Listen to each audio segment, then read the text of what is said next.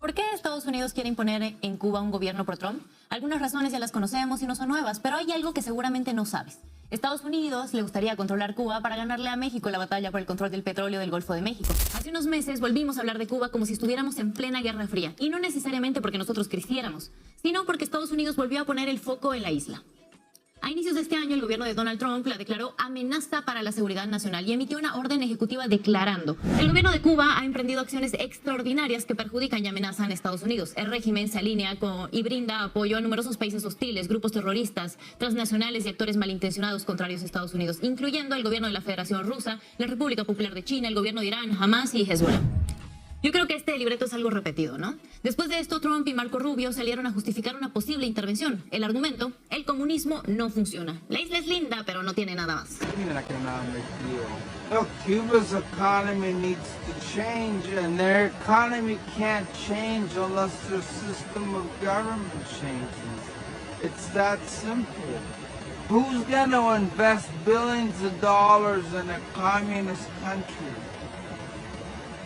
Who's going to invest billions of dollars in a communist country run by incompetent communists, which is even worse than communists? The only thing worse than a communist is an incompetent communist. Porque Cuba está en el corazón del Golfo de México y el Caribe, una de las zonas más estratégicas del mundo, no por su ideología, por algo más concreto: el petróleo. En el Golfo de México hay una zona conocida como el Hoyo de la Dona.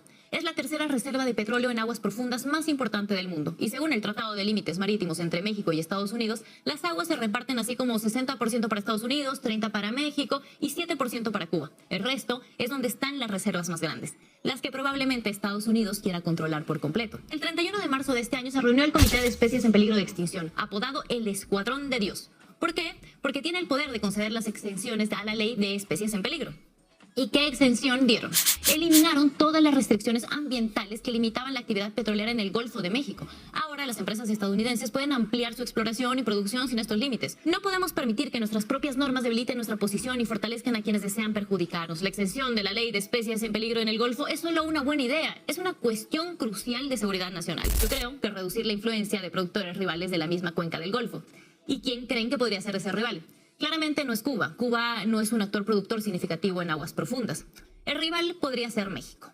Y también podría ser Pemex. Con las grandes reservas de petróleo con aguas profundas que descubrió, todos los caminos nos llevan a México. Las rutas marítimas son las venas del sistema global. Y quien controla las costas, controla las rutas. ¿A cuántos generales y almirantes ha despedido? No sé el número exacto, pero ¿No sabe el número? Son 8. ¿Puede explicar por qué despidieron a alguno de ellos? todos sirven al presidente. Y creo que sí. No, le pregunto por qué. El general King es ejemplo de líder que necesitamos. Solo le pregunto por qué quizá en Princeton aprendió eso. ¿Por qué lo despidió? El caballero cede la palabra. La presidencia reconoce ahora al caballero de Massachusetts, el señor Moulton.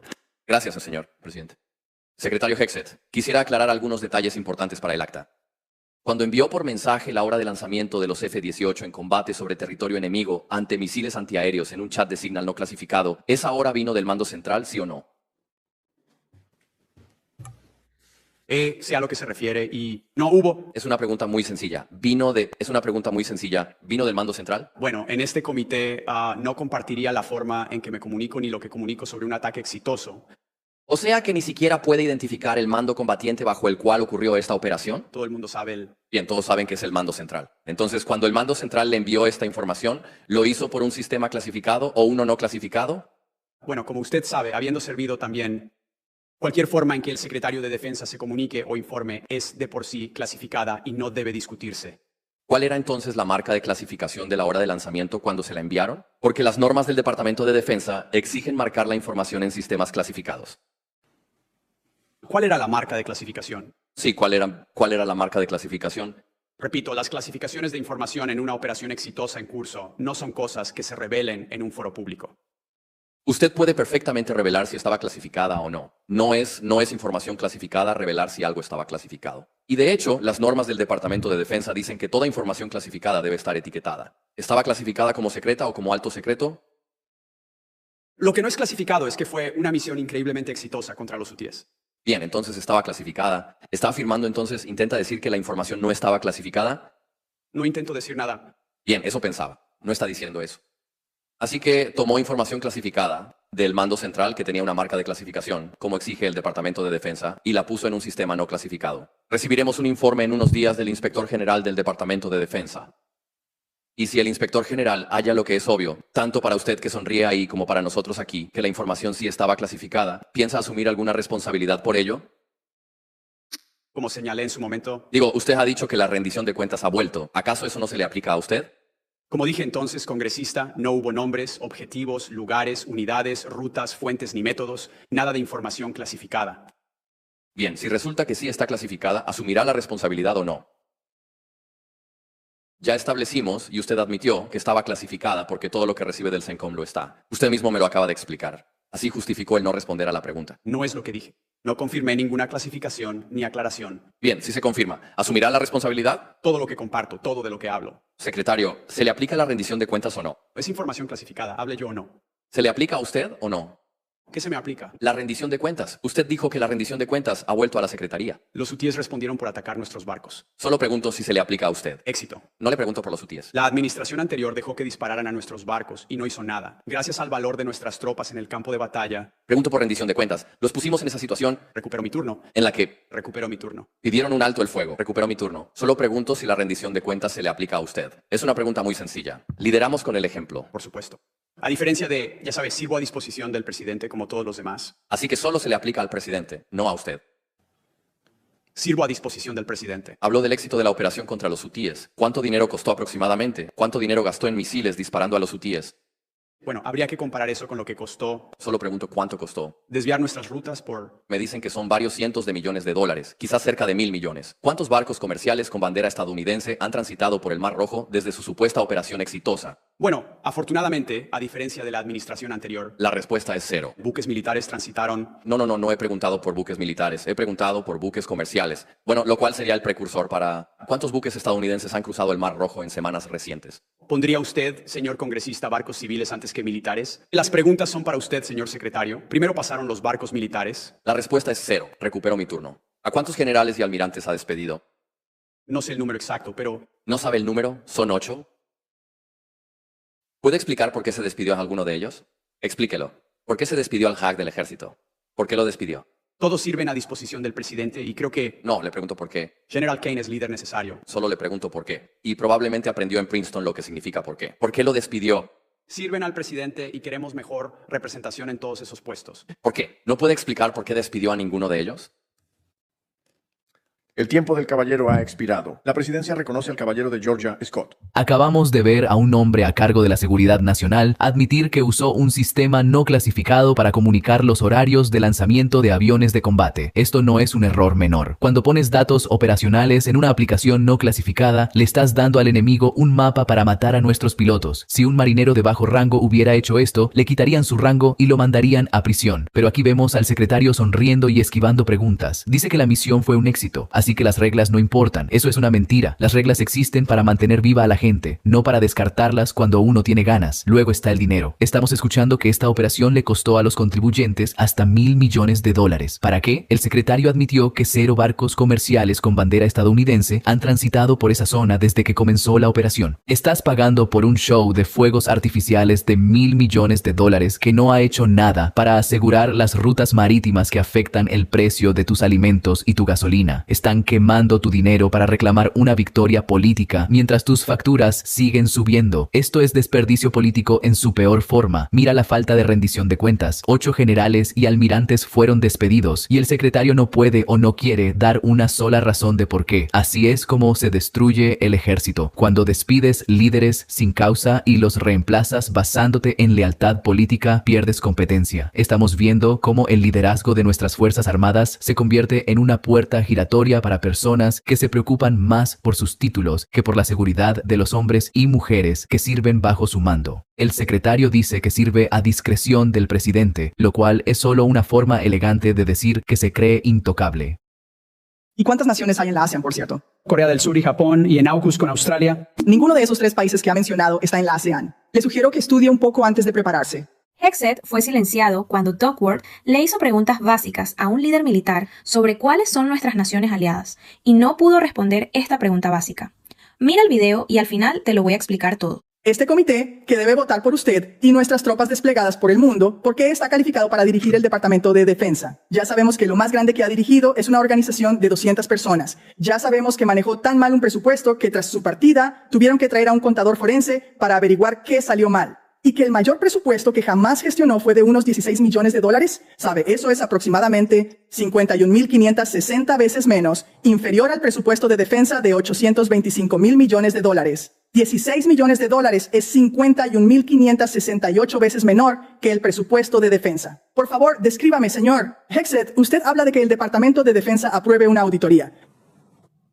Por favor, descríbame un momento o una organización que usted dirigiera y que se sometiera a una auditoría. Porque dice que va a contratar a personas más inteligentes que usted para realizar esta auditoría. No le pido que sea contador. Quiero que pueda decirme qué tipo de orientación se les dará a esos empleados. ¿Qué pasará si aprueban o no esa auditoría? ¿Ha dirigido una auditoría de alguna organización? ¿Sí o no? ¿Sí o no? No quiero una respuesta larga. ¿Sí o no? ¿Ha dirigido una auditoría de alguna organización de la que estuviera a cargo? Senadora, en ambas organizaciones que dirigí siempre fuimos totalmente responsables fiscalmente con el dinero que teníamos.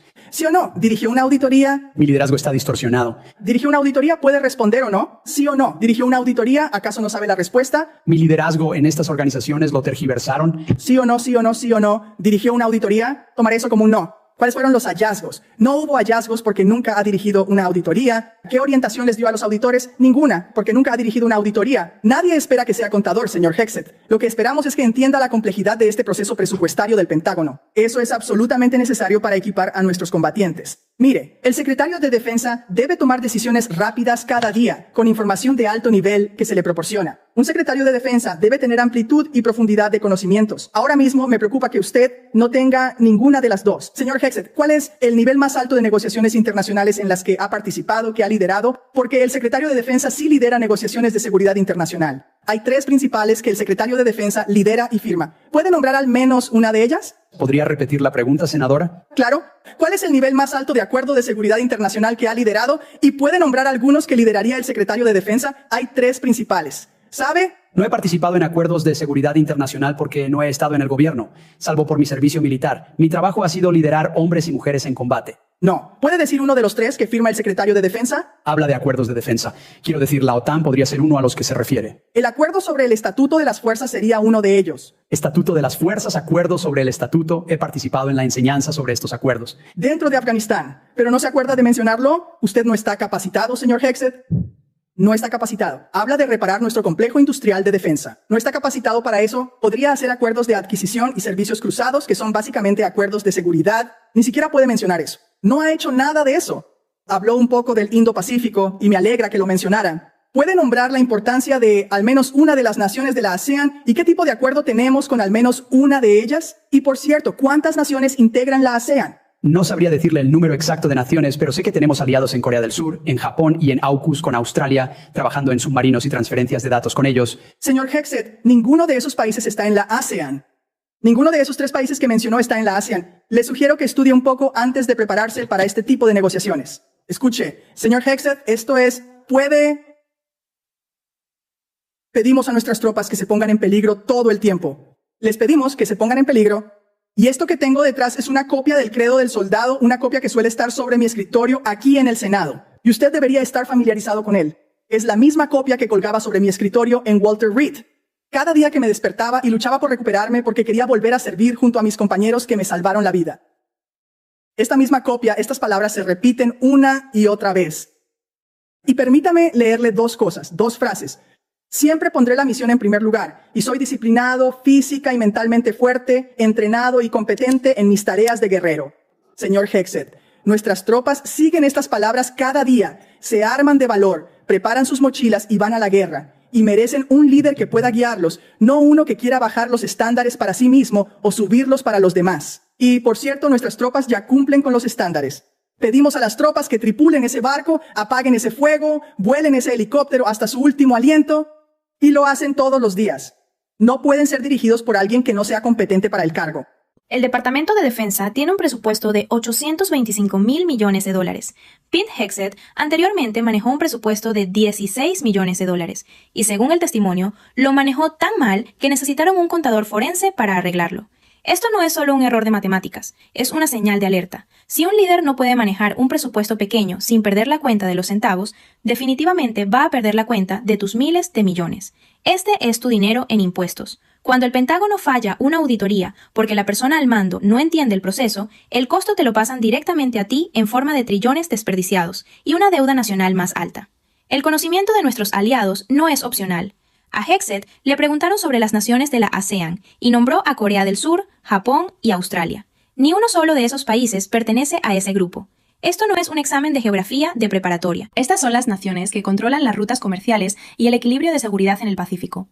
Si el secretario de Defensa no sabe quiénes son nuestros socios, no puede negociar los acuerdos de seguridad que nos mantienen fuera de las guerras.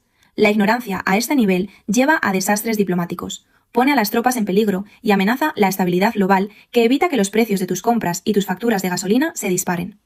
El Pentágono es el empleador más grande del mundo y sus decisiones afectan cada trabajo y cada hogar en este país. Si empezamos a poner a personas a cargo que no pueden responder preguntas básicas sobre nuestros aliados o nuestro presupuesto, estamos invitando una catástrofe. Quiero saber si crees que ser veterano y personalidad de televisión es suficiente para manejar una máquina de guerra de $1 trillón o si estamos viendo la muerte del mérito en nuestro gobierno. Trump se ha referido a los dirigentes iraníes como matones, lunáticos y animales. Hagamos una comparación entre Trump, Netanyahu y sus amigos y los dirigentes iraníes. Vamos a ver quiénes son los más preparados o los mejor conectados. Se van a sorprender. Miren hasta el final. Empecemos con Netanyahu, el arquitecto. Sí, señores, arquitecto del genocidio y la colonización. Bueno, ya en serio, Netanyahu estudió en el MIT, es una prestigiosa universidad privada en Boston, y obtuvo una licenciatura en arquitectura y un máster en gestión. Digamos que es el más formado académicamente para su puesto. Sus dos ministros, Smotrich y Ben-Gvir, tienen una licencia en Derecho en un colegio privado de Israel. Smotrich no terminó su posgrado y el terrorista de Ben-Gvir tuvo dificultades para obtener su examen debido a sus antecedentes penales. Pero eso sí, tienen un máster en supremacismo, racismo y victimización. Trump, al parecer, tiene un BS en economía. Hay denuncias de sus propios profesores y funcionarios que dicen que él fue aceptado en esta escuela de economía por padrinazgo y otras irregularidades. Lo único cierto es que Trump tiene un máster en pedofilia, estafa y graduado en la Universidad Sionista de Epstein. Y del otro lado tenemos a Irán. El presidente iraní Pezeshkian es doctor médico cirujano y profesor con una subespecialidad en cirugía cardíaca. Es un título de alto nivel. Ali Larijani, que era jefe del Consejo de Seguridad Nacional y fue asesinado por Israel junto a su hijo, se licenció en informática y matemáticas, tuvo una maestría y un doctorado en filosofía occidental, publicó varias obras académicas dedicadas principalmente a la filosofía de Kant. Abbas Araghchi, ministro de Asuntos Exteriores de Irán, tiene una licenciatura en Relaciones Internacionales, un máster en Ciencias Políticas, un doctorado en Política y Gobierno en la Universidad de Kent, en Reino Unido. Es autor de 2 libros. Este tiene un nivel muy alto. Ustedes pueden ver la diferencia hasta en la forma de hablar de los dirigentes iraníes. Ustedes pueden ver la capacidad intelectual de los dirigentes iraníes. Cada palabra es medida. Cada palabra demuestra sabiduría y respeto.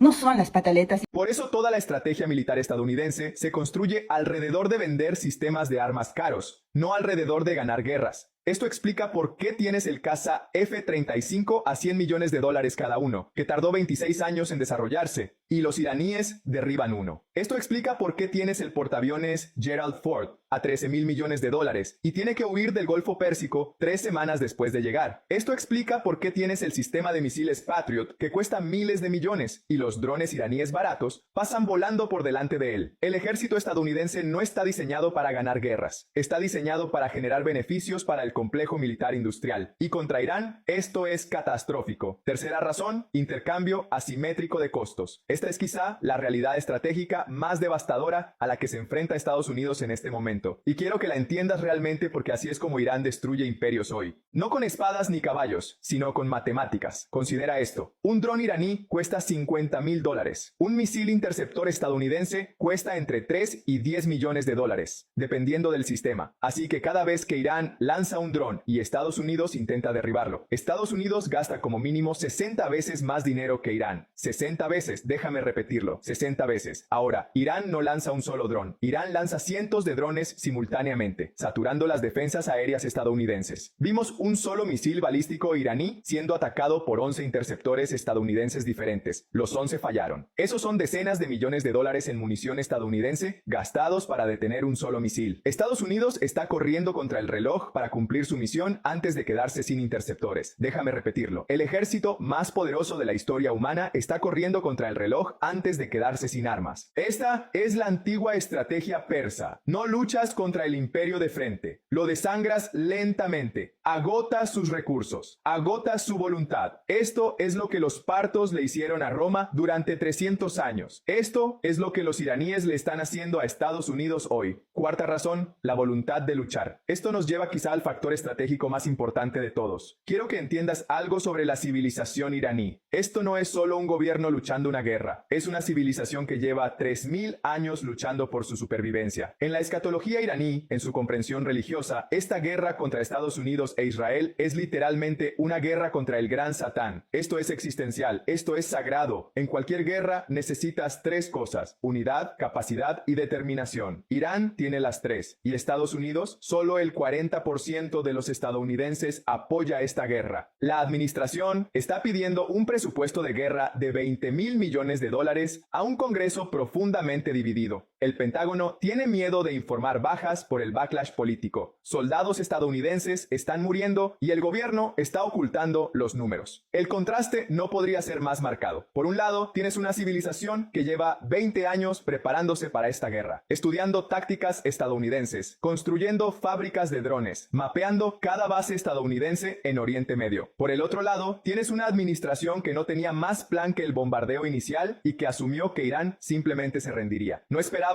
que Irán contraatacara. Déjame repetirlo, no esperaban que Irán contraatacara. Ese es el nivel de arrogancia y soberbia con el que estamos tratando. Ahora quiero hablar de algo de lo que ya he hablado antes y que es muy importante. La guerra no se libra solo en el campo de batalla. La guerra se libra en 4 dimensiones: la militar, la económica, la política y la narrativa. Y aquí está la clave. Estados Unidos está intentando hacer que las dimensiones política, económica y narrativa se adapten a su estrategia militar. Irán está usando su estrategia militar para moldear las dimensiones política, económica y narrativa. Son enfoques completamente opuestos y el enfoque de Irán es mucho más sofisticado. Permíteme explicarlo. La estrategia de Estados Unidos es sencilla: bombardear Irán hasta someterlo, forzar una rendición, instalar un gobierno amigo y controlar el petróleo. Ese es todo el plan. Y para que esto funcione, Estados Unidos necesita que la economía se mantenga estable, que los aliados permanezcan leales y que los medios sigan apoyando. ¿Pero qué está ocurriendo realmente? La economía está siendo perturbada. Los precios del petróleo amenazan con superar los $100 por barril. Larry Fink, el jefe de BlackRock, la mayor gestora de activos del mundo, el hombre que controla billones de dólares, apareció en la BBC y dijo, parafraseando, que si Irán mantiene el control del estrecho de Hormuz, podríamos ver petróleo a $150 durante años, lo que significa una recesión global. El jefe de la mayor firma de inversión del mundo está en la BBC advirtiendo sobre una recesión por culpa de esta guerra. Eso no es una economía estable que apoya una estrategia militar. Eso es una economía que está siendo tomada como rehén por la estrategia militar iraní. La estrategia de Irán es completamente diferente. Sus movimientos militares están calibrados para lograr objetivos económicos, políticos y narrativos simultáneamente. Controlan el estrecho de Hormuz, pero de forma estratégica. Los barcos chinos pasan libremente porque China es el principal comprador de petróleo iraní. A naciones amigas como Qatar y Omán se les acomoda. Esto no es agresión aleatoria. Es un apalancamiento geopolítico preciso y calculado. Políticamente, Irán está dividiendo a los estados del Golfo. Qatar y Omán se están alejando de la posición estadounidense. Incluso Arabia Saudita y los Emiratos Árabes, que querían un cambio de régimen en Irán, ahora observan nerviosos mientras sus suministros de agua y alimentos están amenazados. Y narrativamente, Irán está ganando la opinión global. Un gran número de estadounidenses están abiertamente apoyando a Irán en esta guerra. Eso es extraordinario. Nunca había ocurrido antes en una guerra estadounidense. Y te dice todo sobre cómo va la dimensión narrativa de esta guerra. Ahora quiero hablar de algo aún más importante. Esta guerra no es solo sobre Irán. Esta guerra es sobre toda la arquitectura del poder global estadounidense. Y en el centro de esa arquitectura está algo llamado el sistema petrodólar. ¡Servimos a Estados Unidos! Pero aquí cobramos. Claro que sí, con mucho gusto. Y no hay de otra. Servimos allá, cobramos aquí. Somos traidores a la patria. Y no nos importa lo que digan los callejeros de Morena. Somos les tenemos visa. Que les quede bien claro. Nosotros estamos orgullosos de nuestra gobernadora. Respaldamos al gobierno de Chihuahua. Y nos honra que en Chihuahua no se pacta con criminales, nos honra que en Chihuahua se persigue al crimen organizado con toda la fuerza del Estado. Es cuanto, Presidenta. Deja tus pensamientos en los comentarios. Dale like a este video y suscríbete para más verdades sin filtro.